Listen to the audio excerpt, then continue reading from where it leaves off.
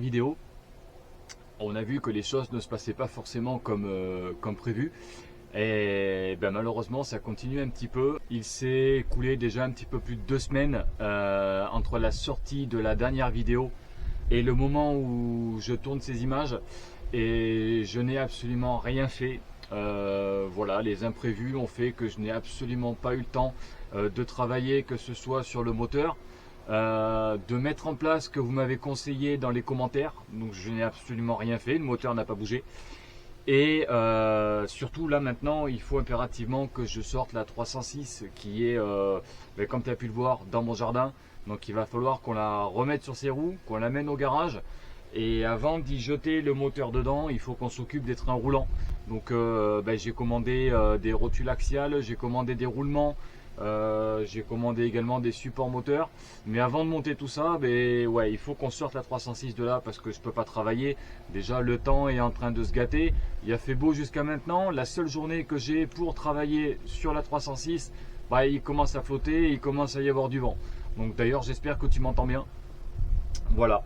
Donc écoutez, là ce qu'on va faire, c'est que on va s'atteler à mettre la 306 sur ses roues, et puis après on va appeler un collègue et puis on va tracter la voiture jusqu'au garage. Allez, c'est parti. Bon, merci Raphaël. Bon, du coup tu as sorti la casquette? Ouais, c'est Hein? ça, ouais. Tu te caches un peu? Ouais, T'es timide? Ouais, pour éviter Je crois que la ta copine elle se cache aussi. Mais non.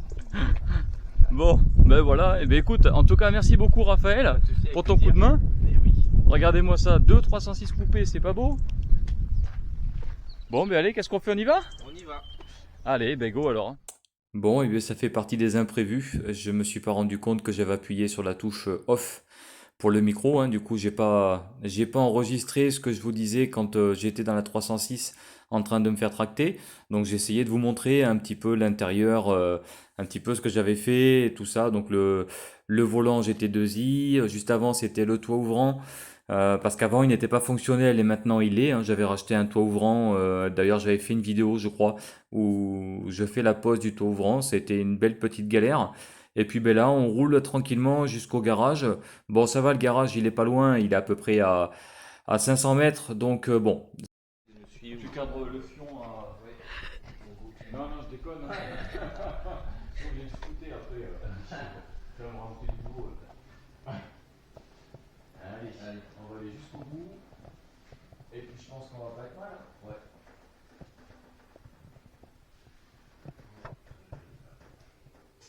Ouais, je pense que la table elle va faire chier, mais je la bougerai plus tard. Ok.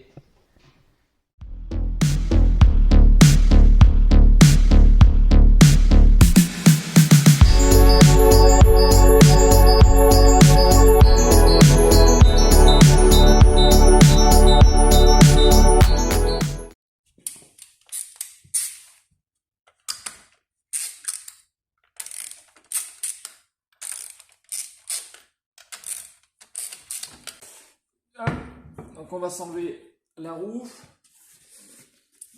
Ce que je vais faire hors caméra, je vais défaire l'étrier de frein, le support d'étrier, je vais enlever le disque de frein, je vais également enlever la rotule de direction avec la rotule axiale, je vais dégager tout ça. Et le moyeu pareil, je vais l'enlever de l'amortisseur et du triangle pour qu'on puisse après changer les roulements, parce que sincèrement les roulements ils sont complètement pourris. Bon, en même temps ils sont d'origine. La caisse elle a 290 000, donc t'imagines bien la tronche du roulement. Bon, ça y est, je viens de tout défaire, j'ai enlevé tout ce que je devais changer, sauf le triangle, parce que du coup le triangle, lui il est neuf. Bon là il est complètement en crado, mais sinon c'est neuf, ça, je l'ai monté l'année dernière, donc il a quasiment pas roulé. Il me reste encore à enlever au fond là-bas le soufflet de crémaillère, pour pouvoir enlever la rotule axiale. La rotule de direction, qui du coup est là, ouais, comme tu peux le voir, hein, elle est complètement pourrie. Bon, en dehors de l'aspect extérieur qu'elle a, c'est surtout que le soufflet est ouvert ici là. C'est ouvert là, et dedans en fait elle est complètement grippée. Donc elle a des points durs et tout ça. Donc ça c'est, même si elle a pas de jeu, hein, c'est quand même pourri. Également, donc la biellette de barre stabilisatrice. Bon, elle par contre, le soufflet, hein, c'est complètement ouvert. Donc ça pareil, hein. Ça c'est mort. Ce que j'ai fait sur le moyeu, alors. Là, alors j'ai fait ça hors caméra parce que j'ai quand même bien galéré. J'ai sorti Donc cette partie-là, c'est la partie, tu sais, où tu viens fixer en fait ta roue. Tu as le cardan qui rentre là. Et ça, c'est emboîté donc avec la bague de roulement. Ça, avec une douille, bah, tu peux le faire sortir. Là, il me reste une cage de roulement qu'il va falloir que je meule pour l'enlever. Et là où je viens de bien galérer, c'est que le moyeu là, c'était tellement grippé en fait dedans que j'arrivais même pas à enlever le clips avec la pince à clips. J'ai été obligé d'y aller au marteau et au tournevis et de le déformer en fait et de mettre du dégrippant tellement que c'est pourri. Bon, à mon avis, c'est pareil, hein, c'est à l'âge de la voiture, donc ça a 30 ans quoi. Voilà, donc là, ben, j'ai une petite presse 6 tonnes. J'espère que je vais pouvoir faire sauter ce beau petit roulement avec la presse. Bon, j'ai eu beau retourner le problème dans tous les sens, hein. Le moyeu, il rentre pas dans ma presse. En fait, j'ai une presse 6 tonnes qui est ici, là. Mais c'est beaucoup trop petit. Ça, c'est bien pour les tambours, mais où monter des cylindres blocs, des choses comme ça. Mais le moyeu, il rentre pas. Donc, bah, c'est pas grave. Ça, je vais le mettre en stand-by et je l'amènerai au boulot pour le sortir directement avec la vraie presse. Également, ce que j'ai fait, c'est que j'ai fini par enlever la rotule axiale. Donc ça, ce que tu vois là, si tu connais pas, c'est la crémaillère en fait. Au bout, tu viens mettre la rotule axiale, qui est donc cette pièce-là. Devant, tu as un soufflet. Bon là, on dirait une vieille grosse capote toute pourrie. En fait, c'était le soufflet de protection. Soufflet de crémaillère hein, qui était dessus. Bon, de toute façon, il était moitié mort et j'ai bien galéré pour le sortir parce que dessus, ils mettent ces espèces de colliers là. Alors ça, c'est des colliers, c'est un enfer à enlever. Donc, bah ça, de toute façon, ça va dégager. Et donc là, la rotule, pour l'enlever, il te faut un outil. L'outil, en fait, c'est celui-là. Donc ça, c'est un extracteur de rotule axiale.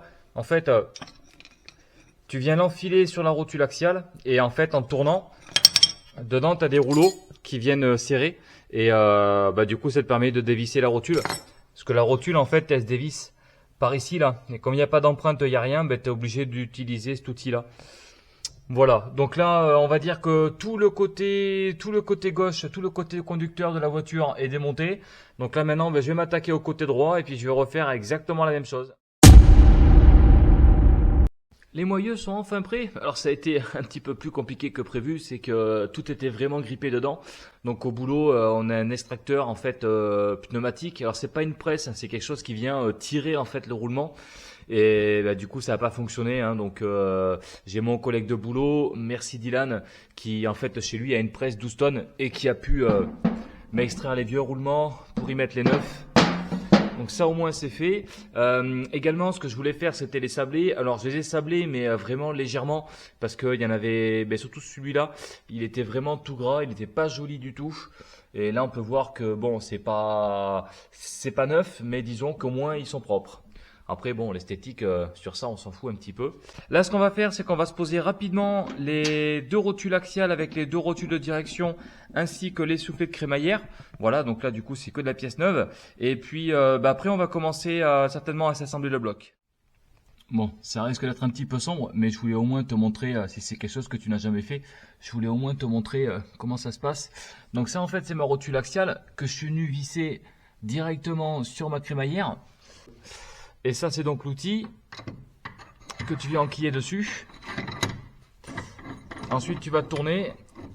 Et il y a un moment où les rouleaux, en fait, s'accrochent sur la rotule. Donc là, tu vois, je peux plus tourner. Et là, avec le cliquet, je vais venir, en fait, serrer ma rotule. Et si j'ai décidé de le faire maintenant, c'est parce que comme il n'y a pas le moteur dans la baie, du coup, j'ai un accès extrêmement simple pour venir mettre ces soufflets là. Je suis quand même beaucoup plus tranquille hein, pour poser les rotules et les soufflets de crémaillère. Et donc là ce qu'on va faire c'est que on va venir ici là sur le bout se mettre la rotule de direction. Donc rien de compliqué, hein, ça vient se visser directement dans la rotule axiale. Je l'ai juste positionné comme ça parce qu'après il faudra qu'on se pose le moyeu, mais ça on le fera uniquement quand on aura mis le moteur à son emplacement. J'ai reproduit la même chose du coup de ce côté là, hein. Donc j'ai remis la rotule axiale que tu peux voir ici et ça c'est donc le soufflet de crémaillère universel. Donc comme tu peux voir il est quand même différent que l'autre. Pour ce qui en est des trains roulants, bah, du coup, ce qui me restera à faire, ce sera donc remettre le moyeu ici avec les moyeux avec les roulements neufs. Et je vais avoir également les 2 biellettes de barres stabilisatrices qui vont venir ici, qui seront neuves également. Comme ça, on va avoir vraiment un train roulant qui sera vraiment nickel. Ce qu'on va faire là maintenant, c'est qu'on va s'attaquer à la partie moteur. Première chose que j'ai fait, c'est que j'ai déplacé l'arrivée d'huile du turbo. Donc je me suis pris directement derrière, j'ai pas mis un tuyau plus court, j'ai gardé mon tuyau. Après je verrai, peut-être que je le placerai différemment, mais effectivement c'est quand même mieux de se prendre sur l'arrière du bloc. Ensuite, sur le retour d'huile, donc j'ai changé la durite en silicone qu'il y avait en dessous. J'ai pas pu en mettre une en métal, mais il y a une durite beaucoup plus costaud. Et ce que j'ai fait, c'est que j'ai mis de la gaine thermique. Au niveau du serrage de la culasse, donc la culasse, on va certainement lui mettre 110 Nm au lieu de 80. Effectivement, c'est une connerie de ma part, c'est ridicule 80 Nm. Ça fait pas un serrage extrêmement fort. Donc on va se mettre 110 Nm. Le galet tendeur de la courroie de distribution, j'avais tendu ma courroie en tournant le galet tendeur dans le sens horaire, alors qu'en fait c'était dans le sens anti-horaire. Donc ça pareil, j'ai rectifié le tir. Ici également, ce que j'ai fait, c'est que là j'ai installé un T pour y mettre la sonde de température d'huile, et ici on a la sonde pour la pression d'huile. Voilà. Donc ouais, ça fait quand même une belle petite avancée. Là maintenant, ce que je vais faire, c'est que je vais mettre le bloc à l'envers et on va se remonter le carter d'huile. On va essayer de se remonter un maximum de choses et puis après, on va pouvoir se jeter le moteur et la boîte dans la 306. Bon allez, on va s'attaquer la pose du carter d'huile. Donc là, j'avais déjà posé mon joint. Je l'ai fait maintenir par un petit peu de pâte à joint, mais alors vraiment un tout petit peu.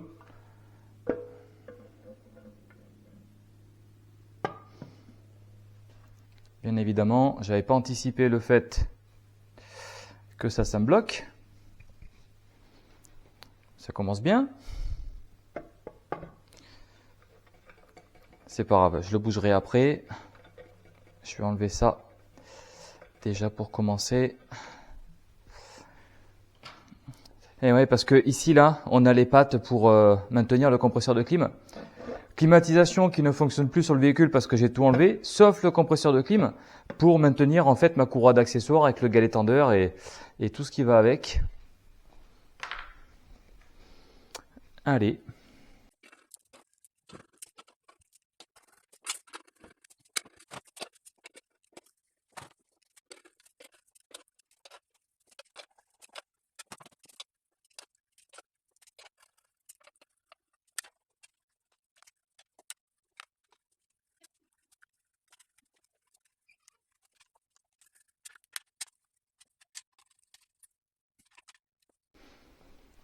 Et bien voilà, impeccable. Alors, la plaque. Oh, le filtre à huile, je l'ai serré à la main, mais alors, là.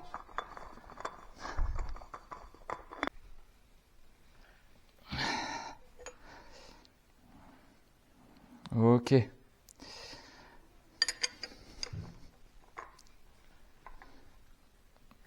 Bon, j'aurais préféré que la plaque soit droite, mais elle ne le sera pas, tant pis. Le principal, c'est qu'elle soit fonctionnelle.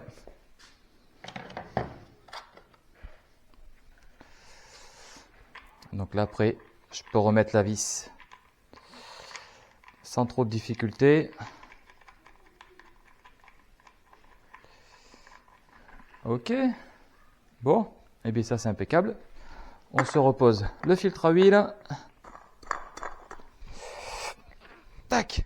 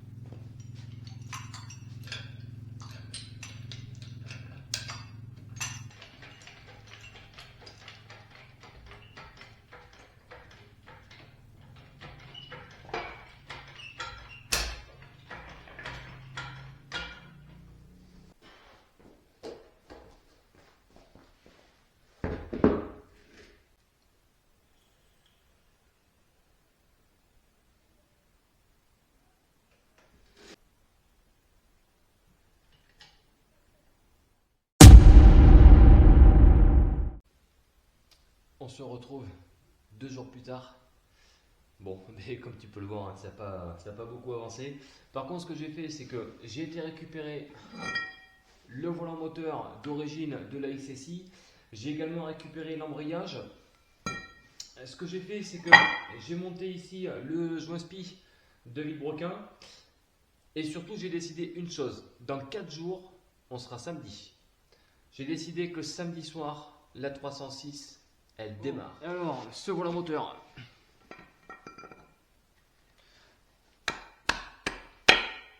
Donc déjà, comme ça, on peut voir ensemble que le volant moteur de la XSI se monte bien sur un Villebrequin de HDI. Hein, parce que pour rappel, hein, c'est un Villebrequin de HDI.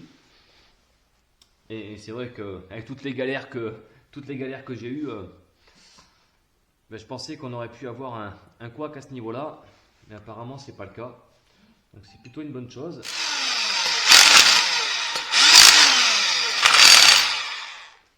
Bon, j'ai monté le 8 vis au frein filet. Là maintenant, ce qu'il va falloir faire, hein, c'est serrer ça au couple et il faut que je trouve un système pour me bloquer le Villebrequin. Oh, je viens de tous les serrer à 80 Nm. Ça n'a pas été simple parce que j'avais rien pour bloquer le volant moteur. Donc avec une main, j'ai tenu à l'opposé côté distribution. Et ouais, bon, au moins c'est serré, c'est fait. Le kit embrayage dont je parlais, qu'on m'avait donné, en fait c'est ça. Donc ça c'est le disque garni 4 patins. Alors il est vraiment pas joli, hein, parce qu'il est resté au fond dans un garage à l'humidité. Donc j'ai dit ben, les patins sont bons, donc ben, je vais l'essayer. On verra bien ce que ça va donner. Avec ça je vais y mettre le plateau d'appui de l'embrayage que j'avais qui a quelques milliers de kilomètres. Et ça, c'était le disque d'embrayage que j'avais. Pareil, hein, comme tu peux le voir, il est quasiment neuf. Donc, mais bon, ça par contre, je vais pas le remettre, hein, parce que ça, avec le couple, ça va dégager aussitôt. Hein. On va se monter ça dans les règles de l'art, c'est-à-dire avec un centreur à l'œil. Ouais, j'ai pas de centreur, malheureusement. Mais bon, ça se fait quand même, hein. Si tu arrives à bien centrer ton disque, il n'y a pas trop de soucis. Si je me fais chier à enquiller la boîte, ben, tu penseras à moi en disant que j'aurais dû utiliser un centreur et tu auras raison. Bon, allez.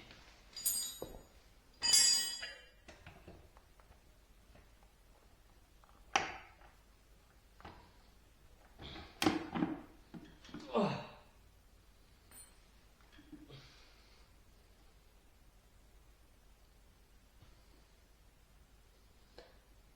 Je vais vite aller chercher les vis de boîte parce que comme un andouille, je les ai pas préparées et ma boîte elle est rentrée toute seule. Tu vois le centrage à l'œil, impeccable. Ça y est, la boîte elle est enfin posée. Alors je me suis un petit peu galéré pour retrouver les vis d'origine parce que je me rappelais plus du tout à quel endroit je les avais posées. Donc voilà, j'ai pu enfin serrer ma boîte de vitesse. Encore une fois, je m'excuse vraiment pour la qualité de l'image. Normalement, c'est la dernière fois que je filme comme ça en pleine nuit. Donc les prochaines images normalement devraient être meilleures. Moi en tout cas, j'arrête pour ce soir et puis du coup, on va reprendre samedi. Même si pour vous, effectivement, ça change rien. Mais moi en tout cas, je reprends samedi. Allez, à tout de suite.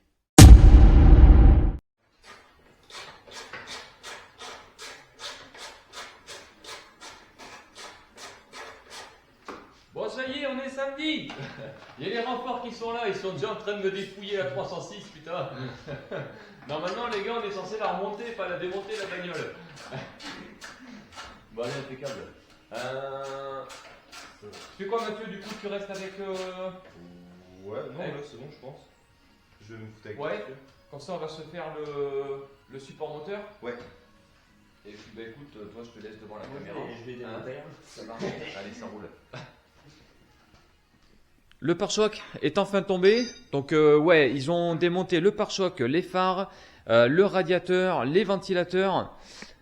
Là, ce qu'il est en train de faire, c'est qu'on a remis la toute première plaque sandwich, parce que pour le premier démarrage, ça évitera de poser le radiateur d'huile, qu'on n'a pas de toute façon. Là où on est emmerdé, parce que bien évidemment, il fallait bien qu'on soit emmerdé tôt ou tard, c'est que ici, là, normalement, on a le support moteur de l'antibasculeur qui vient se fixer ici, sauf que sur le bloc de TCT ou de la XSI, en fait, les vis de fixation, elles sont ici, et puis là, il n'y en a pas. Et du coup, je vais me repiquer sur celle-là, mais il faut qu'on reperce. Le support en alu qui est là. Donc ici, on a commencé à percer dégueulassement d'ailleurs, mais bon, c'est pas grave. Et il nous faut un fourré de 11 qu'on n'a pas, donc un collègue est parti le chercher. Donc ça, on va dire que c'est le début des emmerdes. Et puis là maintenant, ce qu'il va falloir qu'on fasse, vraiment ce qui ford le cœur, hein, c'est qu'il faut qu'on coupe la caisse. Donc on va couper là, à l'extérieur de là où il y a le scotch. Hein. On va se faire une belle découpe et puis après on mettra une bande d'isolant thermique, histoire que ça fasse un petit peu plus propre. Et puis on va voir. Bonjour.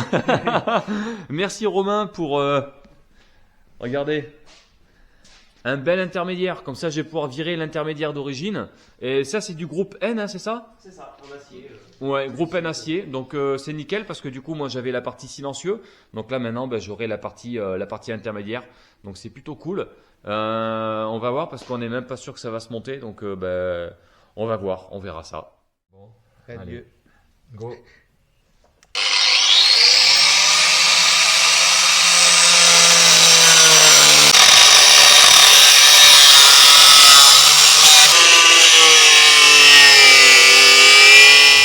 Là, ce qu'on va faire, c'est que je vais le finir ici, là. C'est ça. Et après, tout le reste, mais on va l'écraser pour être hexagène. Et puis après, on va essayer de faire une finition propre. Hein. Enfin, propre. Hein. Voilà, tu m'as compris. Bon les gars, merci pour le coup de main. Et puis merci. Ouais, cache la marque, il faut pas dire que ce sont des... Ouais. Voilà. Hein. Bon, c'est de la bière quoi. Allez, santé les gars. Bon, ça y est, le moteur est enfin dans la pistarde. Par contre, effectivement, on n'a rien filmé, mais par contre, on a galéré, mais à mort. Petite chose que j'avais pas du tout anticipé, c'est que le support moteur, en fait, ici, là, il n'y a rien qui se monte sur le HDI. On a dû mettre une plaque. Alors, c'est provisoire, hein, attention, je le dis bien, c'est provisoire. On a dû, en fait, fixer une plaque en acier sur le bloc qu'on a dû ensuite repercer pour pouvoir mettre au moins 2 vis pour le support moteur. Voilà, donc ça a été une galère et surtout qu'en plaque en acier, on avait que ça et puis on a la campagne, il n'y a rien autour. Et cette plaque là, en fait, on a été obligé. Ah, c'est bon, moi Il compte. j'arrête.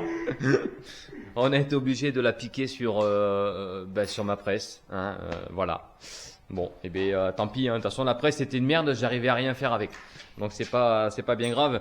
Mais du coup, ouais, ça nous a pris rien que ça. Ça a pris 3 heures de boulot. Donc ouais, ça a été un enfer.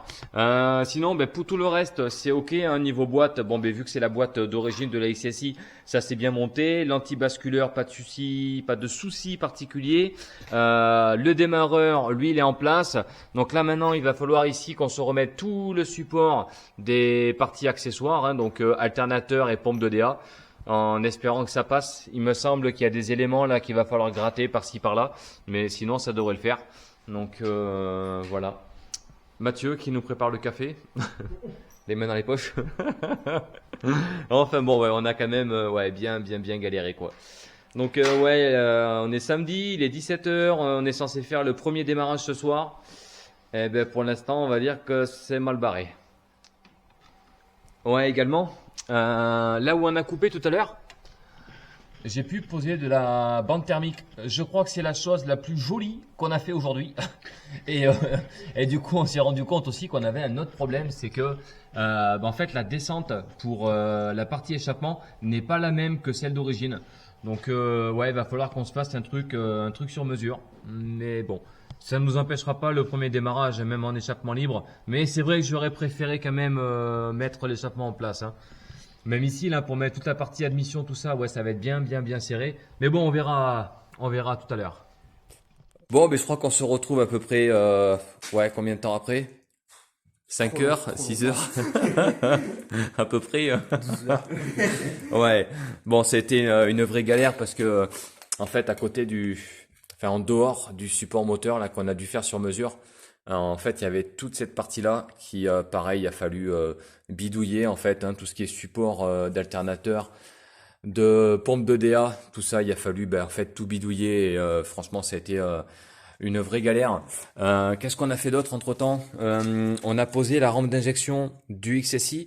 Alors en fait, elle se monte, c'est juste que les fixations ne sont pas identiques par rapport à celles du TCT, mais pour le moment, je n'ai pas la rampe qui va dessus. Donc j'ai repris mon ancienne de la XSI. On a fait une petite patte quand même pour maintenir, c'est plus trop propre, mais bon, pas sûr que ça reste. Dessus, on a remis également le papillon du XSI, parce que du coup, il se monte et ça permet surtout pour l'actuateur de ralenti, ça te permet vraiment de pouvoir le conserver. Voilà, et puis ensuite, après le reste, ça se monte, tout ce qui est démarreur, tout ça, pas de souci particulier. Là, ce qu'on va faire, c'est qu'on va essayer de faire le premier démarrage avec le faisceau d'origine du XSI, puisque finalement tout ce qui est sonde et tout ça, en fait, tout est identique. Il y a juste deux choses qu'on n'aura pas, c'est la partie électrovanne qui vient gérer la pression de turbo. Bon, ça à la limite on s'en branle.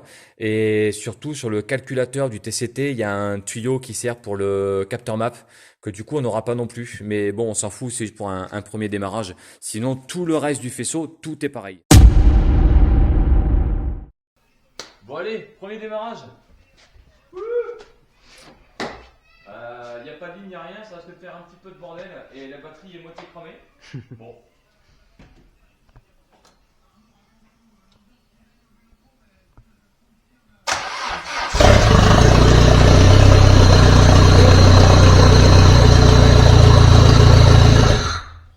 Ah, tu es ce bordel là. Bon, et bien allez, impeccable. Eh ben, il n'y a plus qu'à remonter tout ce qu'il y a autour. Super. Bon, ça y est, ça démarre enfin, donc ça c'est plutôt une excellente nouvelle. Mais il faut quand même que je vous raconte parce que hier soir on est resté jusqu'à 2 heures du matin à essayer de la faire démarrer. Et en fait, ça là c'est le relais double. Et du coup c'est lui qui nous a embêtés, on a passé plus de 2 heures à chercher. Parce que comme il a fallu qu'on adapte un petit peu le faisceau, au début on pensait qu'on avait un problème sur l'adaptation du faisceau. Parce que on n'avait pas d'allumage, la pompe à essence elle fonctionnait aléatoirement. Et puis du coup on s'est rendu compte que c'était cette pièce là. On en a récupéré un, en fait celui-ci là sur une 306 plus récente. Alors ça se monte, il faut juste meuler en fait les détrompeurs. Et puis tu peux le monter sans problème.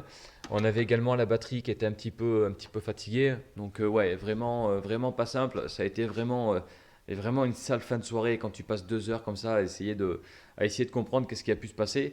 Ce qu'on a fait également, c'est qu'on a commencé à poser une partie du piping. Pour la suralimentation, du coup celui-ci c'est d'origine. Donc il va falloir qu'on passe ici, ensuite qu'on vienne descendre, qu'on vienne ensuite devant, mais bon tout ça ce sera vu dans une prochaine vidéo. Également il va falloir qu'on remette tout le circuit de refroidissement. Pour ça j'ai un radiateur tout neuf, je ne sais pas s'il va se monter, on verra bien. En tout cas, ouais, ça a été vraiment une grosse journée, plus de 12 heures de taf dessus, ouais ça a été compliqué, mais bon elle démarre, c'est déjà une bonne chose et en plus elle a vraiment démarré au quart de tour, donc c'est vraiment une bonne nouvelle. Bon, encore une fois, ouais, il n'y a absolument rien qui s'est passé comme prévu, hein, tu sais, le fameux plug and play. Hein, voilà. D'ailleurs, n'hésite pas à me le marquer dans les commentaires, hein, tu me marques PNP, voilà, si tu es venu jusqu'à la fin de cette vidéo. Parce que sincèrement, en fait, il n'y a absolument rien de compatible, tu es obligé de tout modifier, tout ce que tu prévois, mais si tu n'as jamais fait, en fait, il n'y a rien qui se passe comme tu l'avais prévu, mais bon, c'est comme ça, hein, c'est les joies des swaps. Hein, bon, voilà. Le principal, c'est que maintenant ça démarre, qu'on ait fait une belle avancée. J'espère qu'au niveau support moteur, tout ça, ça va tenir. Mais bon, on verra bien. Bon, en tout cas, merci de m'avoir suivi jusqu'au bout. Et puis, moi, je vous dis à la prochaine vidéo. Allez, salut!